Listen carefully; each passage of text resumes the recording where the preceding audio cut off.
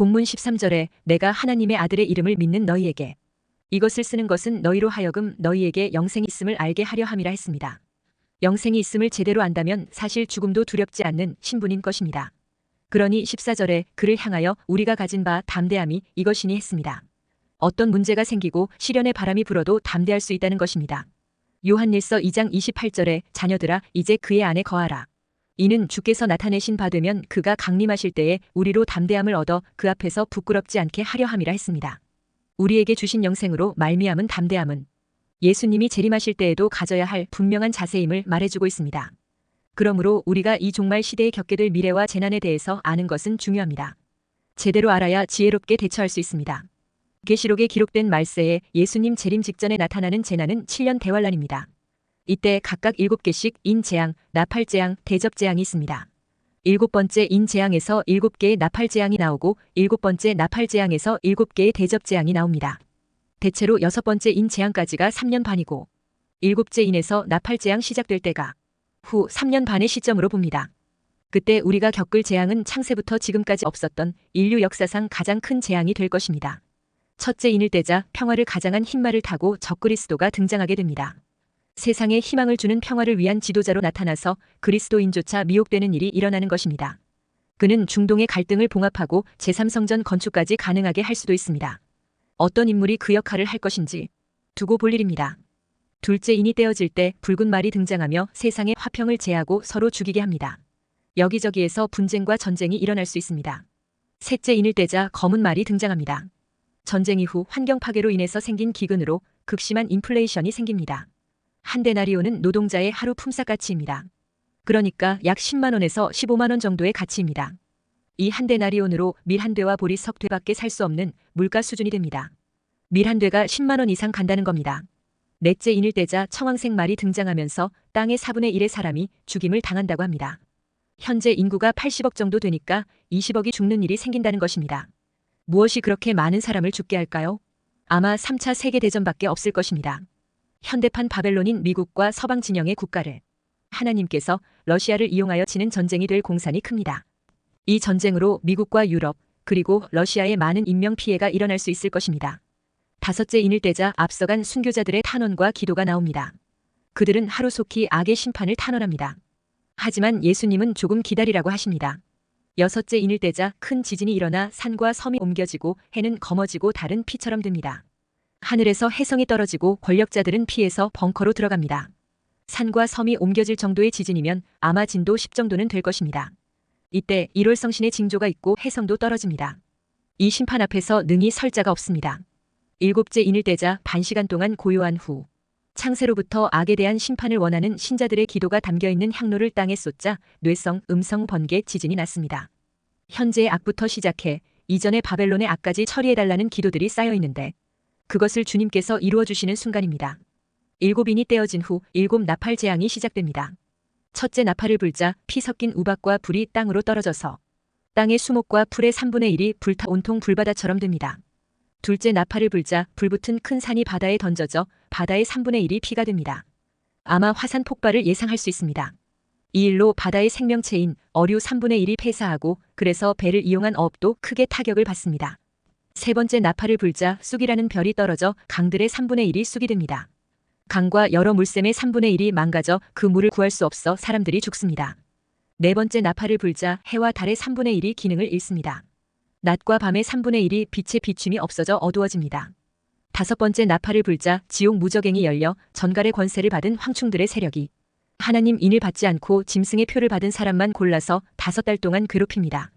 여섯 번째 나팔을 불자 2억의 군대를 움직여 이때 장거리포, 마병대가 사람 3분의 1을 죽입니다.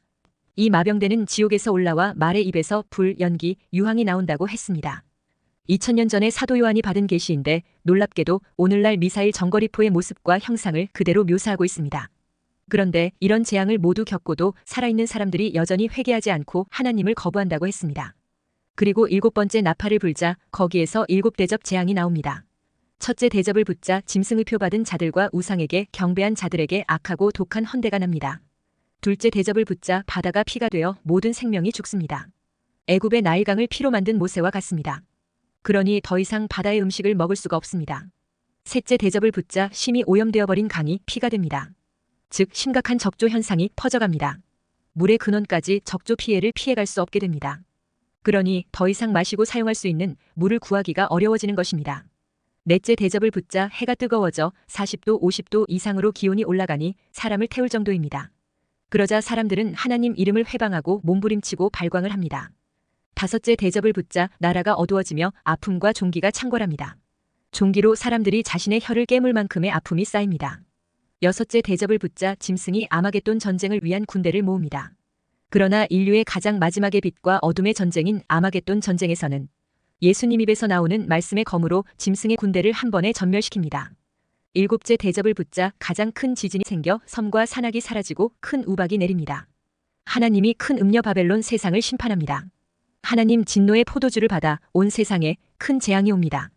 이 7년 환난은 인간의 힘으로 결코 어떻게 할 수 없는 환난입니다. 그러므로 이 재앙은 전적으로 하나님만 의지해야 된다는 것을 가르치는 재난입니다.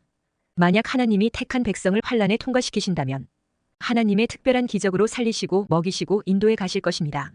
지금이라도 우리는 빨리 자신을 점검하고 흰옷 입은 그리스도 신부가 되어 심판의 당사자가 되지 않도록 해야 합니다. 하나님은 심판을 행하지 않아도 되는 자에게는 심판을 행하시지 않으십니다. 그러므로 영생을 받은 자로서 항상 하나님과 함께 담대하게 동행하는 여러분이 되시기를 축원합니다. 첫째, 영생을 소유한 구원받은 자는 세상을 살아갈 때 하나님을 믿고 기도해야 합니다. 영생이 무엇입니까? 영생은 영원한 생명입니다. 그런데 영생에 대한 잘못된 생각이 있는데 그것은 영생을 시간으로 생각하는 것입니다. 영생은 영원이라는 시간, 즉 무조건 오래오래 죽지 않고 영원히 사는 것이라고 생각하는데 그렇지가 않습니다. 아무리 영원한 시간 동안 산다고 해도 그것을 영생이라고 하지 않습니다. 지옥에서 죽지 않고 영원히 사는 것이 얼마나 비참하고 고통스러운 것인지 겪어보지 않고는 알 수 없습니다. 그러므로 무조건 죽지 않고 영원히 존재한다고 좋은 것은 아니라는 것입니다. 그러므로 영생의 진정한 의미는 시간이 아니라 관계입니다. 사람은 죽으면 그 육체는 흙으로 돌아갑니다. 영혼과 육체가 죽음으로 나누어집니다. 이때 이 땅에 살 때 생명이신 예수님을 영접하고 믿었던 사람은 하나님이 계신 곳인 영원한 천국에서 하나님과 좋은 관계 속에서 영생로 들어갑니다. 그러나 이 땅에 사는 동안 생명이신 예수님을 영접하지 않고 믿지 않은 사람은 영혼과 육체가 분리된 이후에 심판받아 하나님과의 영생이 끊어져 버린 영원한 죽음의 장소인 지옥으로 가게 됩니다. 천국도 지옥도 둘 다 시간으로는 영원합니다. 그러나 진정한 영생은 하나님과 영원토록 함께 사는 것입니다. 하나님이 없는 지옥에서 고통 속에서 영혼 불멸의 시간을 가지는 것은 분명히 다릅니다. 우리가 예수님을 마음에 영접하는 순간부터 사실은 이미 영생이 시작되는 것입니다. 그리고 영생을 소유한 자는 기도의 응답을 받습니다. 우리를 구원하신 예수 그리스도는 영원 전부터 스스로 존재하신 분이십니다. 그분 안에 영생이 있습니다. 그렇기에 그분을 믿는 자들도 그 안에 영생을 소유하게 되는 것입니다.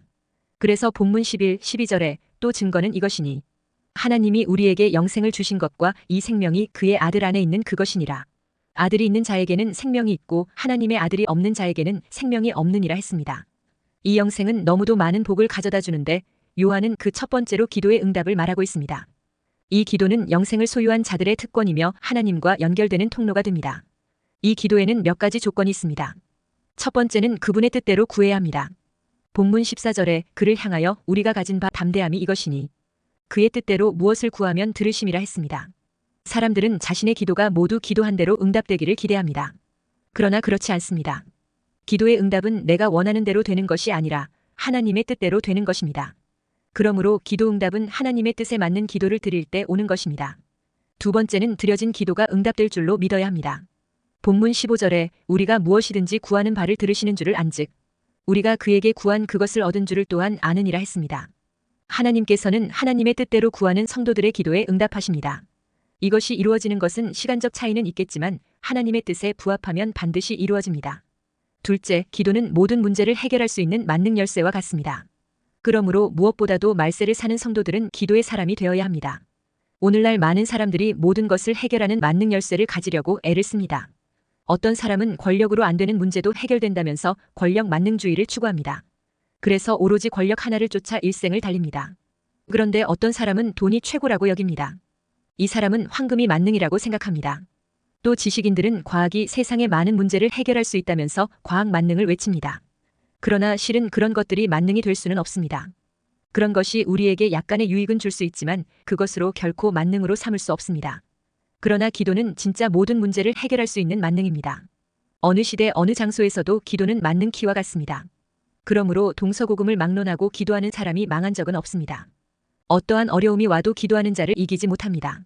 바벨론의 포로로 끌려간 다니엘은 하루에 3번씩 성전을 향하여 창문을 열고 하나님께 기도했습니다. 기도하는 다니엘이 사자굴에 던져졌을 때 하나님께서는 굶주린 사자의 입을 봉해주셨습니다. 감옥에 갇힌 바울과 실라가 찬양하고 기도했습니다. 그러자 옥터가 흔들리고 옥문이 열리고 그들을 묶고 있던 착고가 저절로 풀려버렸습니다. 여호수아가 기도하자 태양이 중천에서 움직이지 않고 머물러 있어서 큰 전쟁에서 완전한 승리를 거둘 수 있었습니다. 선지자 이사야가 하나님께 기도하였더니 아하스의 일령표에 나아갔던 해 그림자를 10도나 뒤로 물러가게 만들었습니다. 이렇게 기도는 모든 문제를 해결하는 만능 키와 같습니다. 만능 열쇠인 기도에 임할 때는 의심하지 말고 믿음으로 기도해야 합니다. 예수님은 마가복음 11장 24절에 그러므로 내가 너희에게 말하노니 무엇이든지 기도하고 구하는 것은 받은 줄로 믿으라. 그리하면 너희에게 그대로 되리라 했습니다. 보통 인간으로서 처음으로 바닷물 위를 걸었던 사람이 있는데 바로 베드로입니다. 예수님이 멀리서 물 위로 걸어오는 것을 본 베드로는 주여 만일 주시어든 나를 명하사 물 위로 오라 하소서 하며 구했습니다. 그러자 주님께서 오라고 하셨고 베드로는 배에서 물 위로 뛰어내려 물 위를 걸어서 예수님께로 걸어갔습니다. 얼마나 놀랍고 신이 났겠습니까? 이게 꿈인가 생시인가 싶었을 것입니다. 그런데 베드로가 몇 발짝 신기하게 나아가다가 예수님을 바라보지 않고 바람과 파도를 보자 갑자기 두려움이 엄습해왔습니다. 그러자 그 순간 바다 물속으로 빠져들고 말았습니다. 베드로는 죽는다고 아우성이었습니다. 그러자 예수님이 와서 그를 붙잡으시고 이렇게 말했습니다. 믿음이 적은 자여 왜 의심하였느냐 하고 책망했습니다. 하나님 말씀만 믿고 순종하면 놀라운 이적을 경험하지만 말씀을 의지하지 않고 환경을 보고 의심하는 순간 모든 것을 다 잃고 마는 것입니다. 그러므로 기도 응답을 받으려면 의심하지 않는 믿음이 중요합니다. 아무리 기도해도 믿음이 없으면 응답을 받을 수 없습니다. 야고보는 야고보서 1장 6절에서 8절에 오직 믿음으로 구하고 조금도 의심하지 말라. 의심하는 자는 마치 바람에 밀려 요동하는 바다 물결 같으니 이런 사람은 무엇이든지 주께 얻기를 생각하지 말라. 두 마음을 품어 모든 일에 정함이 없는 자로다 했습니다. 우리는 기도하고 나서 이제 하나님께 모두 맡겼습니다라고 말합니다. 그런데 실제로는 많이 다릅니다. 기도했다는 사실을 금세 잊어버리고 하나님께 맡긴 문제를 도로 가지고 와서는 또 염려하고 근심 걱정을 하고 있는 것입니다. 이게 하나님께 모두 맡긴 사람의 모습은 아닐 것입니다. 어떤 분은 밤새도록 하나님께 부르짖으며 이런저런 기도를 합니다. 그리고 아침이 되면 기도는 했는데 되려나 몰라 하면서 기도한 문제들을 다시 보따리에 싸듯 하나하나 들고 집으로 돌아가는 것입니다. 그리고 다음날 또 와서 문제의 보따리를 풀어놓고 기도를 하고 있는 것입니다. 매일매일 이렇게 문제의 보따리를 풀었다가 집에 돌아갈 때 다시 그것을 싸서 가니 기도 응답을 받지 못하고 있는 것입니다. 그리고 기도했다면 이제 믿고 기다릴 수 있어야 합니다. 우리가 어떤 일을 해결하기 위해 해당 기관에서 요구하는 서류를 사전에 알아보고 잘 챙겨서 제출해야 할 때가 있습니다. 만약 서류를 다 제출하였으면 이제 그것이 처리될 때까지 기다려야 합니다. 그런데 제출한 서류가 처리도 되기 전에 찾아오면 아직 일 해결이 되지 않은 것입니다. 이렇게 우리가 기도해놓고도 믿지 못하여 조급하면 응답의 축복을 놓칠 수 있습니다. 다시 말해 기도하고 의심하는 것은 하나님께 일할 기회를 드리지 않는 것과 같습니다. 믿음의 기도는 하나님께서 계속 일하실 수 있도록 기회를 드리고 기다리는 것입니다. 이사야 62장 7절에 그로 쉬지 못하시게 하라는 말씀이 있습니다. 우리가 믿음으로 기도하면 하나님께서 쉬지 않고 일하시겠다는 말씀입니다. 우리는 내 평생 기도로서 주님을 일하시게 하리라는 마음으로 기도해야 합니다. 그렇게 믿음으로 구했다면 의심하지 말아야 합니다. 말라기 3장 6절에 나 여호와는 변하지 아니하나니 그러므로 야곱의 자손들아 너희가 소멸되지 아니하느니라 했습니다. 하나님은 변함도 없으시고 회전하는 그림자도 없으신 분이십니다. 절대 변치 않으시기에 우리의 믿음의 대상이 되십니다. 이렇게 변하지 않는 분이 기도하라 하셨다면 분명히 응답을 주신다는 것입니다. 결국 기도는 나만 불신앙으로 변하지 않으면 됩니다. 마가복음 11장 23절 24절에 내가 진실로 너희에게 이르노니 누구든지 이 산더러 들리어 바다에 던져지라 하며 그 말하는 것이 이루어질 줄 믿고 마음에 의심하지 아니하면 그대로 되리라. 그러므로 내가 너희에게 말하노니 무엇이든지 기도하고 구하는 것은 받은 줄로 믿으라. 그리하면 너희에게 그대로 되리라 했습니다. 그러므로 이제 모든 의심과 염려와 걱정 근심을 내려놓고 하나님을 믿음으로 기도하여 응답에 나아가게 되시기를 축원합니다. 셋째, 무엇이든지 그의 뜻대로 구하면 들으신다 했습니다. 그러면 무엇이 하나님의 뜻대로 구하는 기도입니까? 본문 14절에 그를 향하여 우리가 가진 바 담대함이 이것이니 그의 뜻대로 무엇을 구하면 들으심이라 했습니다. 하나님의 뜻은 하나님의 속에 잘 드러나 있습니다. 그러므로 우리는 하나님의 약속의 말씀을 붙잡고 기도해야 합니다.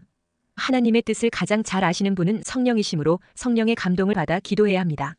성령은 내 정욕을 위한 기도인지 하나님의 뜻을 위한 것인지 깨닫게 해주십니다. 야고보서 4장 2절에 너희는 욕심을 내어도 얻지 못하여 살인하며 시기하여도 능히 취하지 못함으로 다투고 싸우는도다. 너희가 얻지 못함은 구하지 아니하기 때문이요 했습니다. 말씀 안에서 하나님의 뜻에 맞는 기도를 잘만 구하면 하나님께서 들어주시지 않을 리가 없습니다. 솔로몬이 왜 그 큰 응답을 받았습니까? 하나님의 마음에 맞게 구했기 때문입니다. 그러므로 항상 성경적으로 구하고 성령의 감동을 받아 구해야 합니다. 흔히 기도줄이라는 것이 바로 성령의 감동을 말합니다. 말씀과 성령의 기도는 반드시 응답받습니다. 믿음이 있는 기도가 하나님 뜻대로 구하는 기도입니다. 히브리서 11장 6절에 믿음이 없이는 하나님을 기쁘시게 하지 못하나니 하나님께 나아가는 자는 반드시 그가 계신 것과 또한 그가 자기를 찾는 자들에게 상 주시는 이심을 믿어야 할지니라 했습니다. 하나님의 성품 중에 진실하심이 있습니다. 그러므로 하나님을 의심하는 것은 하나님 앞에 큰 무례함입니다. 그러므로 우리는 하나님이 계신 것을 믿어야 하겠지만 특히 그분이 우리의 간구하는 것을 들어주시는 분임을 믿어야 합니다. 이 점에 있어서 우리가 한 가지 주의할 것이 있습니다. 그것은 우리가 구하는 대로 다 이루어 주시는 하나님으로 알면 안 됩니다. 여기서 알아야 할 것은 우리의 기도가 내가 구한 대로 이루어지지 않을 때도 있다는 것입니다. 그것은 하나님과 우리 사이에 있는 수준 차이 때문입니다. 예를 들어 어린아이가 면도칼을 달라 하는데 그대로 주는 부모가 없을 것입니다. 그와 같이 우리가 구한 대로 응답이 안 되는 이유는 우리의 기도가 올바르지 못할 수 있기 때문입니다. 우리의 무지하고 옳지 못한 기도가 그냥 다 이루어진다면 이 세상은 더욱 더 살기 곤란해질 것입니다.